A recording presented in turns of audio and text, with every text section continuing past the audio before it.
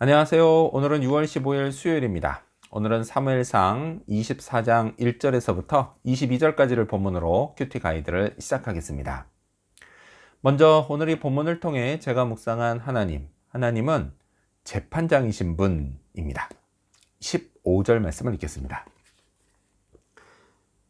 그런즉 여호와께서 재판장이 되어 나와 왕 사이에 심판하사 나의 사정을 살펴 억울함을 풀어주시고 나를 왕의 손에서 건지시기를 원하나이다 하니라.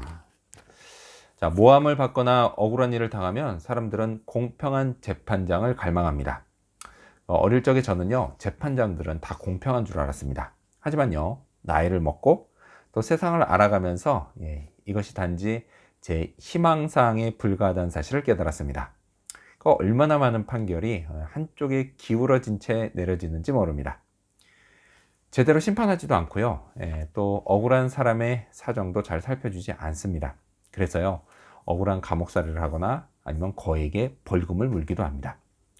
저는요, 이런 일이 왜 벌어지는지, 재판이 왜 공평하지 않은지 그 이유가 궁금했습니다. 이유는 간단합니다. 그건요, 재판장도 사람이기 때문입니다. 그 사람은요, 외부의 압력으로 인해서 내면의 마음이 얼마든지 흔들릴 수 있습니다. 하지만요, 하나님은 그렇지 않습니다. 하나님에게 압력을 행사해서 하나님의 판결을 왜곡시킬 수 있는 존재는 세상에 단 하나도 없습니다. 감히 어떤 피조물이 창조주에게 압력을 행사할 수 있겠습니까? 따라서요, 모함을 받거나 억울한 일을 당할 때는 하나님을 나의 재판장으로 모셔야 합니다. 다윗이 그랬습니다. 그는요, 사울왕에게 붙잡혀 죽어야 할 아무런 잘못도 한 적이 없습니다. 그러니 얼마나 억울하고 원통했을까요? 그는 사울왕에게 하나님이 우리 둘 사이에 재판장이 되신다고 말합니다. 하나님이 자신의 억울함을 풀어주시고 이 죽음의 위기에서 건져주시길 원한다고 말합니다. 그리고 또 이런 말도 합니다. 12절 말씀을 읽겠습니다. 여호와께서는 나와 왕 사이를 판단하사 여호와께서 나를 위하여 왕에게 보복하시려니와 내 손으로는 왕을 행하지 않겠나이다. 하나님이 판단해 주실 뿐 아니라 자신을 위해 사울 왕에게 보복해 주실 거라고 말합니다. 자, 그렇다면 계속해서 오늘 이 본문을 통해 제가 발견한 인간의 모습 어떤 게 있을까요? 오늘은 다윗을 부추기는 사람들을 볼 수 있습니다. 4절 말씀을 읽겠습니다. 다윗의 사람들이 이르되 보소서 여호와께서 당신에게 이르시기를 내가 원수를 내 손에 넘기리니 내 생각에 좋은 대로 그에게 행하라 하시더니 이것이 그날이니이다 하니 다윗이 일어나서 사울의 겉옷자락을 가만히 베니라. 자, 지금 이 사람들의 말에요, 두 가지 의문점이 있습니다. 첫째는 하나님이 정말 다윗에게 이렇게 말씀하셨냐라는 겁니다. 오늘 이 본문에 이르기까지요, 성경에는 하나님이 다윗에게 원수를 손에 넘겨줄 테니 네 마음대로 해라, 이런 말씀 하신 적이 없습니다.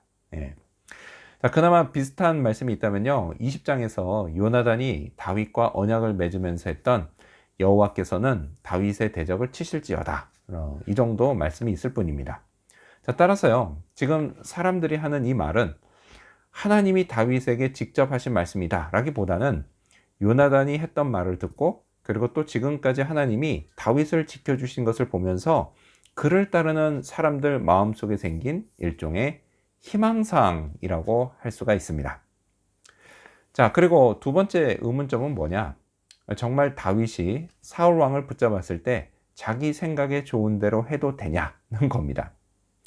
이 말은요, 성경이 백성들의 방종을 지적할 때 주로 사용되는 말입니다. 그 사사기를 보면요, 백성이 자기 소견에 옳은 대로 행했다라는 기록이 반복해서 나옵니다. 하나님의 백성은요, 자기 생각에 좋은 대로가 아닌 하나님 생각에 좋은 대로 행해야 합니다. 그것이요, 분명한 하나님의 뜻입니다. 자, 이 두 가지 의문점과 관련해서요, 다윗은 사람들이 기대한 대로 행하지 않았습니다. 처음에 다윗은요, 부추김을 받아서 사울 왕에게 다가갔습니다. 자, 그리고 사울의 겉옷자락을 조용히 베었습니다. 하지만요, 이내 마음의 찔림을 받습니다. 저 역시도요, 마찬가지입니다. 매우 조심해야 합니다. 돌아가는 정황만 보고 그래서 별 고민 없이 성경 말씀을 인용하고 적용하려고 하면 안 됩니다. 하나님이 뜻하신 바도 아닌데 그런 식으로 사람들을 부추겨서도 안 되겠습니다. 자, 그렇다면 끝으로 오늘 이 본문을 통해 나에게 주신 교훈이 뭘까요? 그건 내 생각이 아닌 하나님 생각을 따르자입니다. 그 마음의 찔림을 받은 다윗이요, 사람들에게 이렇게 말했습니다. 6절 말씀을 읽겠습니다. 자기 사람들에게 이르되 내가 손을 들어 여호와의 기름 부음을 받은 내 주를 치는 것은 여호와께서 금하시는 것이니 그는 여호와의 기름 부음을 받은 자가 됨이니라 하고. 자, 이런 거죠. 너희들은 내 생각에 좋은 대로 사울 왕을 치라고 하나님이 허락하셨다고 이렇게 부추기지만 하나님은 그렇게 생각하지 않으신다라는 말입니다. 반대로요, 사울 왕을 치는 건 하나님이 금하셨다라고 말합니다. 비록 그가 나를 죽이려고 하는 사람일지라도 말이죠. 자, 그리고 심지어 다윗은요, 여전히 사울 왕을 내 주라고 부릅니다. 자, 이유가 간단해요. 그건요, 그가 여호와의 기름 부음을 받은 자이기 때문입니다. 어쩜 하나님도요, 지금 이 다윗의 말을 듣고 감동하지 않으셨을까요? 다윗이 하나님을 그토록 존중하니까 말이죠. 제가 하나님이라도요, 이런 다윗에게 복을 주지 않을 수 없을 겁니다. 내 생각이 아닌 하나님의 생각을 따르려면 다윗처럼요, 하나님이 공평한 재판장이시라는 사실을 믿어야 합니다.